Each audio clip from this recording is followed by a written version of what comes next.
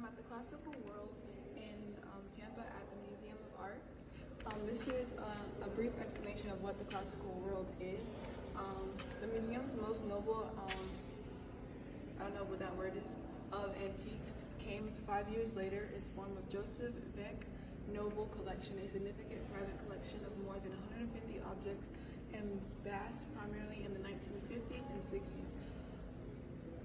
While vases undoubtedly constitute the core of the Noble collection, Mr. Noble also collected in other media, including 2 large-scale marble statues.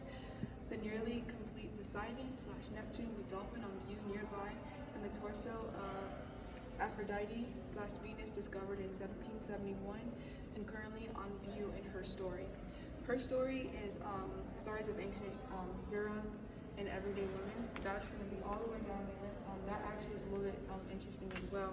Over here, we're going to see the statue of Poseidon, which the Greeks referred to him as Poseidon, and the Romans referred to him as Neptune.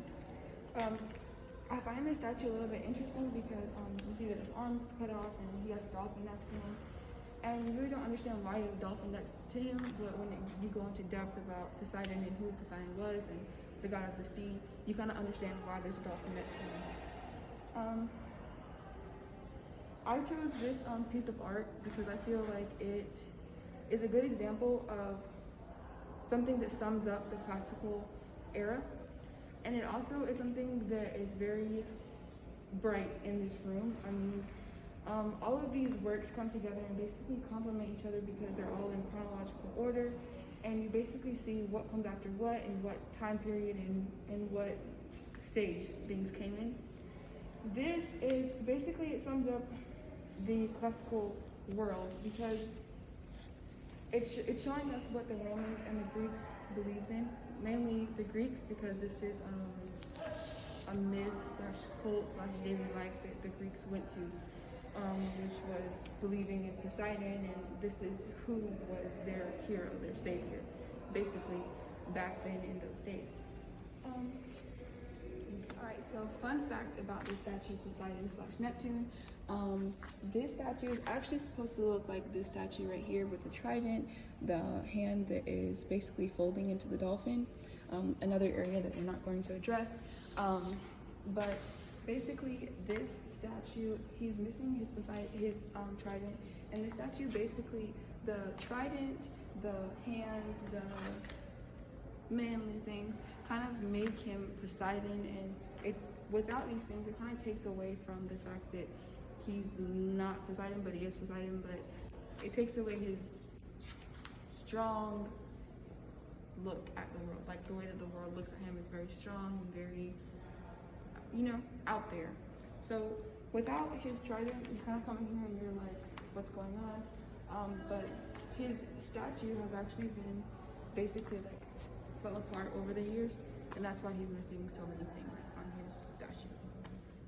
The question, did I enjoy this art museum? I really did. I enjoyed the differences in the art. I'm going to show you really quickly. This stands out a lot to me because when most people look at things like this, they would think of Africa, and it's actually not from Africa. It's still this classical area, time period. So it's coming from the Romans and the Greeks. Yeah, I just wanted to double check on that. But basically, this art museum, it has a lot of different, basically, it has a lot from the same time period, but there's things that are in chronological order of which came which first and last and all the stuff like that. So I did enjoy visiting. I thought there was a lot of different things that I could and was able to explore. Would I come again? I definitely would come back to the museum again. I would probably do it with a more educated source, or trying to schedule a tour where I could learn more about the art than just like reading it, because there's always like the background knowledge or the fun facts about certain things that we just don't get to look up unless we're actually digging deep into a research. There was one more question on here. Do I understand art better now? I would say no, not necessarily. Like I said, I wish that I could have had thought ahead more and scheduled a tour or such. Recently with the pandemic, it's a little bit harder to schedule a tour. So I wish that because I still feel the same about art. I would say I still feel like art is just basically a reflection of people's beliefs and religious views, or even how they felt emotionally during that time period. There's always a time period where people go through and like the world feels one way, like majority of the world feels one way about something, and they basically show that through art, through music. It's seen all over the world. That's basically what you see when you see art, is religious beliefs or feelings, something that brought people together very strongly, and they showed that through their artwork. So I just wish that I would be able to have somebody that would teach us like the background knowledge about certain stuff or whatever the case may be.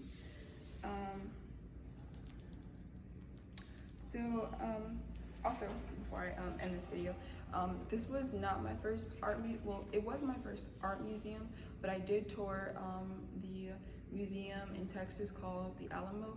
It's not really looked at as an art museum because it shows more of the building and the architecture and the clothes that they wore, the guns that they used.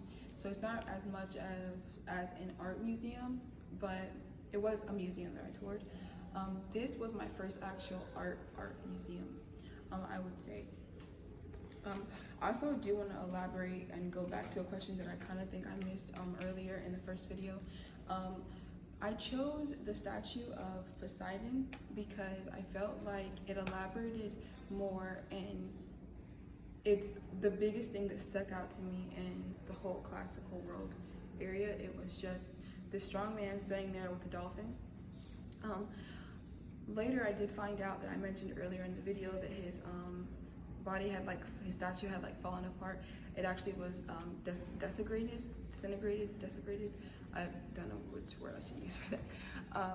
So I chose that because, you know, you walk into a museum, that's the first thing that kind of stands out to you is the statues. And Poseidon's, as soon as you walk into the classical world, that's the first thing that you see is Poseidon standing there with a dolphin. I also wish that I could have been able to see his trident next to him, because these are things that really stand out in history. When you go back and you look at statues, you look at statues, I'm just gonna say statues, because when you go back to any time period, statues stand out a lot to people, and people are always looking at statues like, oh, what does this mean? Like, why is this person so significant that they had a statue? So Poseidon was significant to his followers because, well, the Greeks and the Romans, they both believed in it, but I would say primarily the Greeks believed in it because it was their belief that there was a Poseidon and Zeus and all these other gods of the world, basically. So I thought that his statue was significant because of the impact that he had on the Greeks and what the Greeks believed in, and how they praised something so much that they would build a statue out of it and worship it. But that's all that I have for today. Thank you so much for watching my video, and I can't wait till my next museum visit.